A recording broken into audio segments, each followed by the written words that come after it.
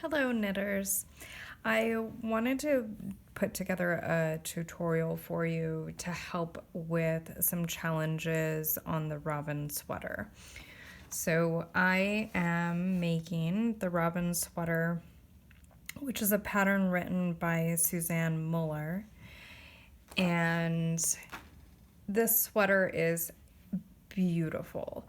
It's a classic knit that's really flattering for a lot of body types, and it also comes with the flexibility of two different necklines, which I think is pretty awesome. So the sweater is constructed with a tubular cast on using the Italian cast on method, and then it has ribbing, and then it moves into short rows. And the purpose of those short rows is basically to give you more material at the back of the sweater so it has a more tailored fit. So this is the center back of the sweater, and you can see that there's more material at the center back, and then it gradually decreases into kind of a crescent shape towards the front. And so it's just a nice detail to provide a really tailored fit. So just to orient yourself a little bit with this particular pattern, the increases are worked at the center top of your shoulder.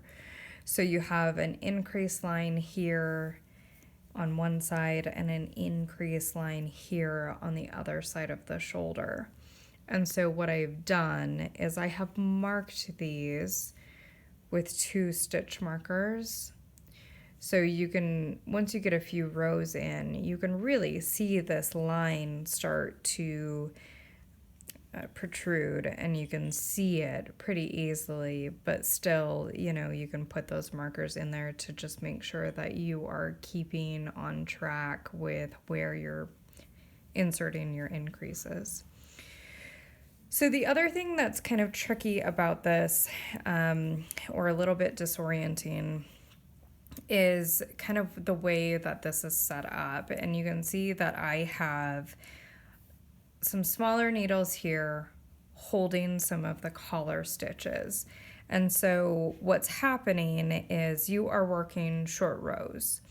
And so just to explain how this is working is that you are also knitting your collar on a smaller needle.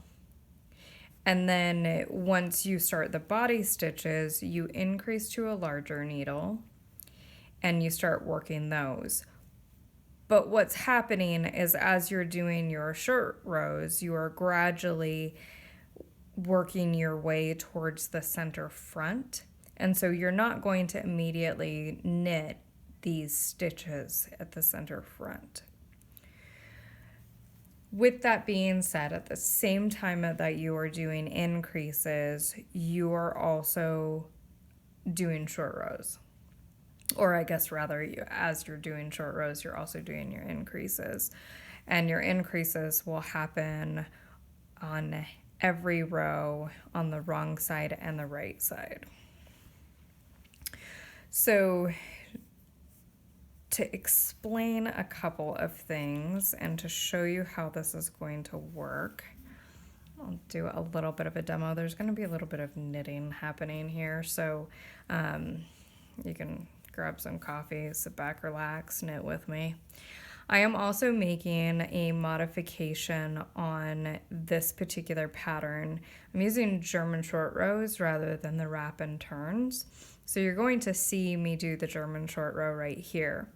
So what I did was I am on a purl row. So I'm working back and forth, working the short rows. And I already knit these stitches off of the smaller needle. So what you're going to do is you're going to pick up your larger body size needle and start working that one. So essentially this little needle is going to just hang out, and it's basically acting like a stitch holder, just putting these stitches on pause. So what you're going to do is, in my case, I have a German short row, so the yarn goes in front. I'm going to slip that stitch from the left hand needle over to the right hand needle, and then I'm going to pull that up and over, creating a double stitch, and I'm going to purl.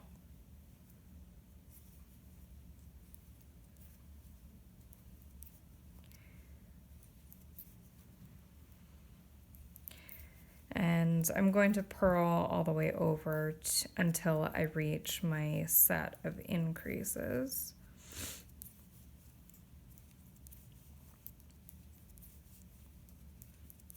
This is the second time that I have knit this sweater, and I love it. I wear it all the time, and I hope that you do the same.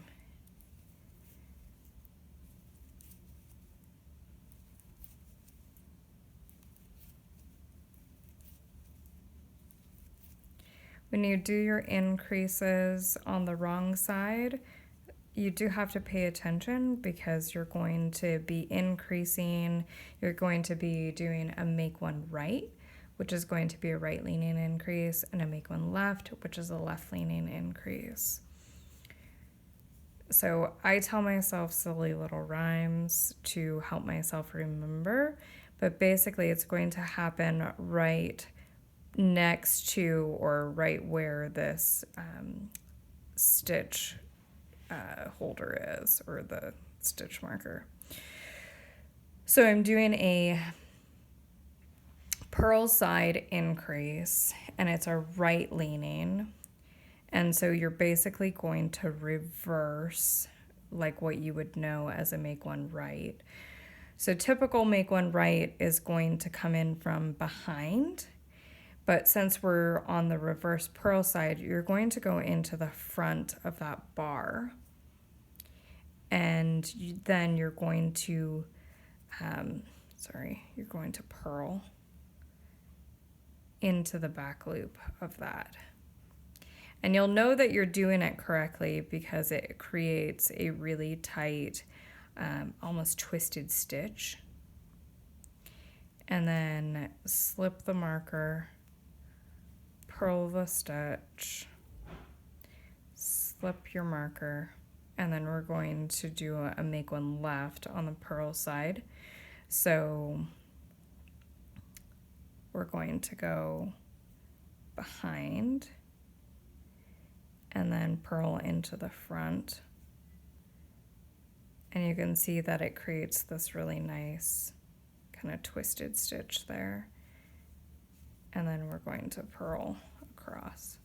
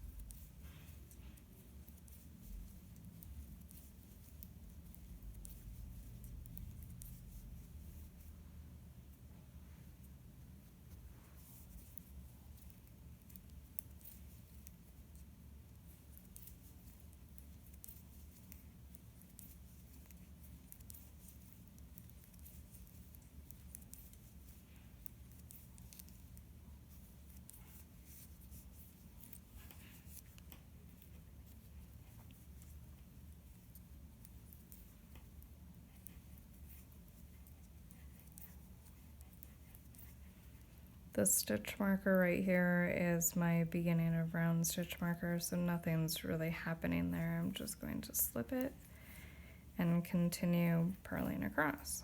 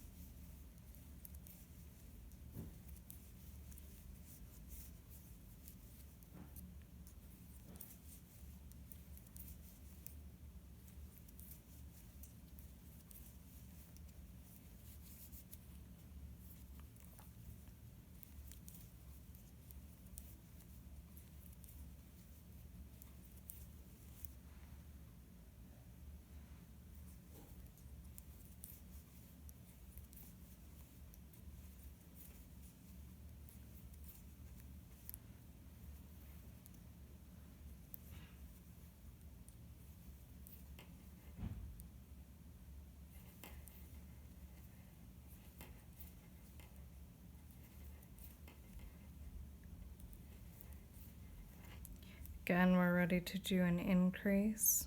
So you're going to go into this bar between the stitches, and we're going to go into the front of that, and then purl essentially into that back of that stitch. Slip your stitch, purl one, slip your stitch,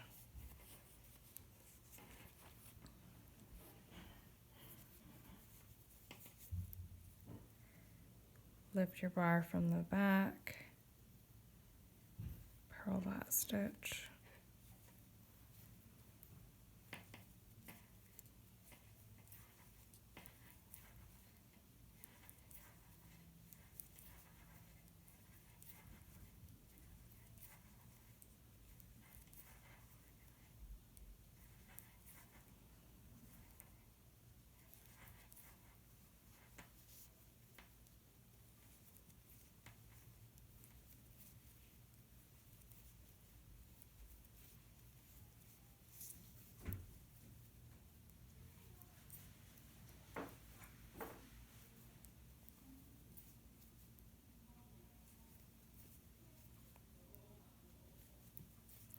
Once you get to the end of this, you can see that this last stitch is a double stitch. Do not treat that like two stitches. It looks like two stitches, it's not two stitches. You're going to purl those together. And that was a result from the German short row. So now you can see that these are all worked on the larger needle. And now it's time to work more stitches onto here. So you're going to move over to your little needle and purl 2 stitches.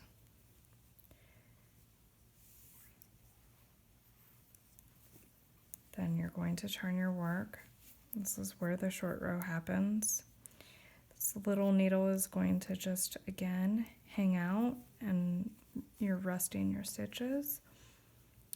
Bring your yarn in front to get ready to work a German short row. Grab your larger needle, slip that stitch, bring that up and over to create the German short row, and start knitting.